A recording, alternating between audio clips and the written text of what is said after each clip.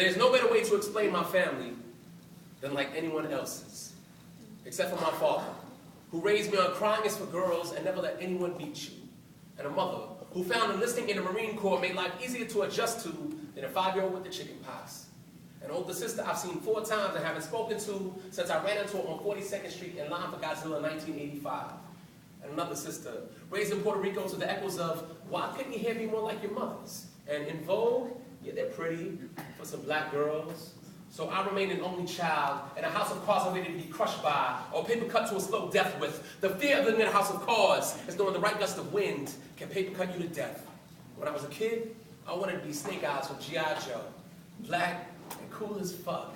Until I learned about my Uncle Pete, who died in Vietnam after the ammunition truck he was riding in exploded my grandmother's emotions all over her house. When I was 6, she made me promise her I'd never join the military. She says this country has never done anything for black men worth giving their lives for, and I agreed. Then the Marines took my mother. So could you blame me for not trusting this country? Was confiscated a piece of my life without any of my help. How does a 6-year-old rationalize his mother living at home to travel the world? At first, I thought it was cool. My mom was going to be like Jinx, or Lady Jane, or Scarlet in G.I. Joe, only she was Puerto Rican and didn't know how to cook and couldn't be seen every day on TV. Then, I grew up, and relationships changed. My father, I want to tell him I miss him and love him more than anything in the world, but I'm scared I have nothing else left to say. A fear felt since I left for a city with no seasons, a sign of the time frozen, but skipped over, hoping their ways of just accepting things for how they are. Hardened by the routine of hardships growing up, sometimes the relationships between a father and son is lost. When words that used to bond just become words used to bond. He says he's sorry for everything, and I can hear it in his voice. A shame acknowledged by the lack of eye contact. I could cry if I knew I'd feel better afterwards, like the day I saw my father cry for the first time.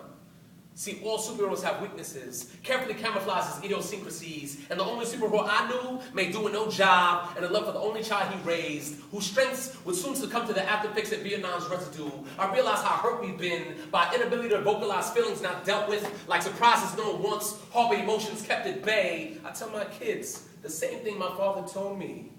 Never forget how much Daddy loves you, okay? You know I love you more than anything in the world, right? Almost trying to convince myself that they understand. The guilt of away for too long a period of time makes his presence felt, and uncomfortable sleep habits, lack of eye contact, and the gray hairs beginning to decorate the sides of my head.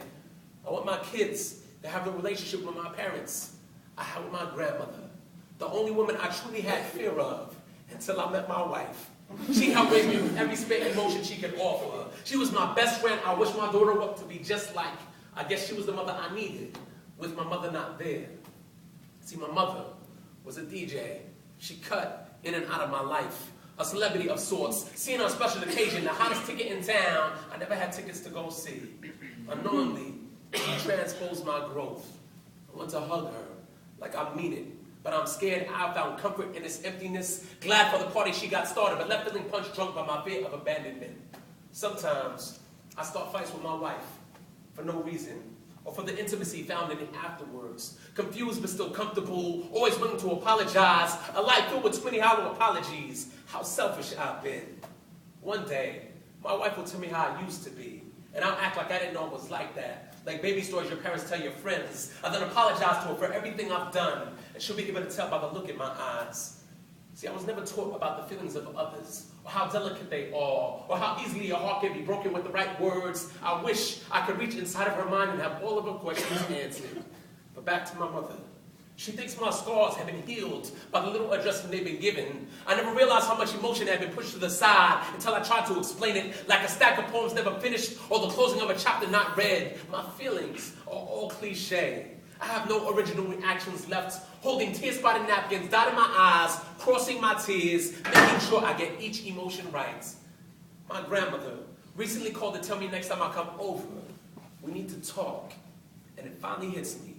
At 88 years old, she's been around forever, but she's not going to live forever.